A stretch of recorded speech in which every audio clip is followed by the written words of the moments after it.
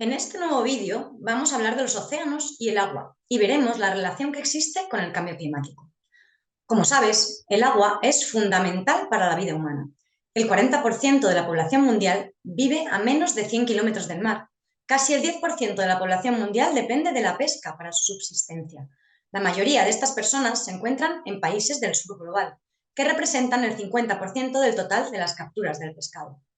Los servicios de los ecosistemas marinos van desde el suministro de alimentos y materias primas, como el pescado y la arena, hasta la regulación de procesos biológicos y medioambientales vitales, como la acogida de los ciclos vitales de las especies marinas, la protección de las costas y la depuración del agua. Los servicios ecosistémicos también incluyen aspectos recreativos, culturales y espirituales. Algunos de ellos son cruciales para la vida humana. Hablemos de la circulación termoalina. La circulación termoalina mueve una enorme corriente de agua alrededor del globo, desde los océanos del norte hasta los del sur y de vuelta. Se asemeja a una gigantesca cinta transportadora que desplaza las aguas superficiales cálidas hacia abajo, obliga a las aguas frías y ricas en nutrientes a subir y regula el clima del planeta. El cambio climático podría modificar el patrón de circulación. Esto tendría importantes consecuencias a escala mundial. Como ya hemos visto, los océanos son uno de los principales sumiderios de la Tierra para almacenar el CO2 en aguas profundas y frías. Actualmente, el océano absorbe entre el 20 y el 30% de las emisiones humanas de dióxido de carbono. Los ecosistemas marinos son los más vulnerables al impacto del cambio climático y al mismo tiempo son los que más carbono almacenan y más oxígeno generan. Una gestión adecuada del agua es obligatoria para mitigar el cambio climático y adaptarse a él. Retos. Debido a los cambios que el ser humano realiza en el medio ambiente, los océanos están sujetos a desafíos que deben ser superados. Veamos las causas.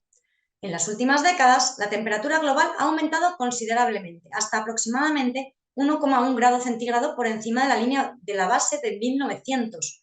La superficie del océano se ha calentado un poco menos, alrededor de 0,5 grados centígrados, como media mundial. Según Nature Communications, el número anual de días de olas de calor marinas promediados en toda la superficie del océano ha aumentado un 50% en comparación con hace 70 años. El agua fría almacena más CO2 más fácilmente porque las bajas temperaturas facilitan la disolución del CO2 atmosférico. El océano ha absorbido más del 90% del exceso de calor del sistema climático. La contaminación es otro gran problema. La contaminación marina es una combinación de productos químicos y basura, la mayor parte de la cual procede de fuentes terrestres y es arrastrada por el agua o el viento hasta el océano. Esta contaminación daña el medio ambiente, la salud de todos los organismos y las estructuras económicas de todo el mundo. El aumento de la concentración de sustancias químicas como el nitrógeno y el fósforo en el océano costero favorece el crecimiento de las algas, que pueden ser tóxicas para la vida silvestre y perjudiciales para los seres humanos. Hay 5 islas flotantes de basura en nuestros océanos, con toneladas de microplásticos. Y es que 8 millones de toneladas de basura llegan al mar cada año. El otro gran reto es la acidificación. Cuando el CO2 es absorbido por el agua del mar, se producen una serie de reacciones químicas que provocan una mayor acidez y hacen que los iones de carbonato sean relativamente menos abundantes. A medida que los océanos absorben más y más CO2, el agua se vuelve más y más ácida. La disminución de los iones de carbonato puede dificultar la construcción y el mantenimiento de conchas y otras estructuras de carbonato cálcico para los organismos calcificadores, como las ostras o las almejas.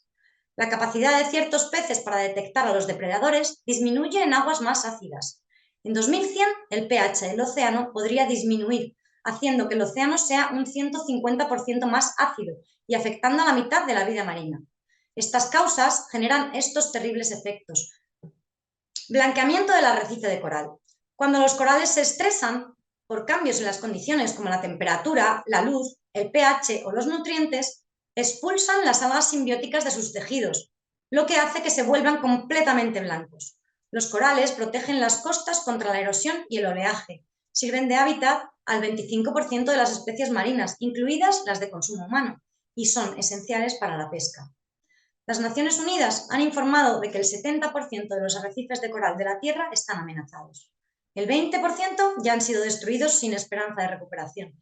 El 24% corren un riesgo inminente de colapso y otro 26% están en peligro debido a las amenazas a largo plazo. Las pérdidas masivas en los ecosistemas de los arrecifes de coral son también un problema económico y social. Desoxigenación. El oxígeno es esencial en el océano porque es crucial en la Tierra. Las plantas y los animales que viven allí necesitan oxígeno para sobrevivir. La desoxigenación es la disminución general del contenido de oxígeno de las aguas oceánicas y costeras. La desoxigenación se produce cuando el consumo de oxígeno es más importante que la reposición de oxígeno mediante fotosíntesis, la ventilación y la mezcla. La pérdida de oxígeno del océano tendrá un grave impacto en la biodiversidad marina y en el funcionamiento de los ecosistemas oceánicos. A nivel mundial, los océanos han perdido alrededor de un 2% de oxígeno disuelto desde la década de 1950 y se espera que pierdan entre un 3 y un 4% para el año 2100, en un escenario sin cambios. Pérdida de biodiversidad. Dentro de la lista roja de la UICN, para evaluar el riesgo de extinción, solo se ha tenido en cuenta un 3% de las aproximadamente 240.000 especies marinas descritas. Los dos grupos taxonómicos son la mayor proporción de especies marinas en peligro de extinción, los peces óseos y los corales y anémonas del mar. Según la FAO, el 33% de las poblaciones marinas estaban sobreexplotadas en 2015 y otro 60% se pescaba a niveles máximos sostenibles. El deshielo de los polos. Desde el comienzo de la era industrial se ha derretido un 50% más de agua de los polos. El deshielo de las dos grandes capas de hielos de Groenlandia y la Antártida, así como muchos miles de glaciares de todo el mundo, es irreversible y seguirá elevando el nivel global del mar durante el resto del siglo. En 2100, la subida media del mar a nivel mundial será de entre 0,4 y 0,8 metros. Al igual que los bosques y los demás terrenos, su misión como sumidero de carbono también fracasa si no están lo suficientemente sanos. Incluso cuando es crucial ir a la fuente primaria del problema, cero emisiones, ha habido algunas soluciones para regenerar el océano.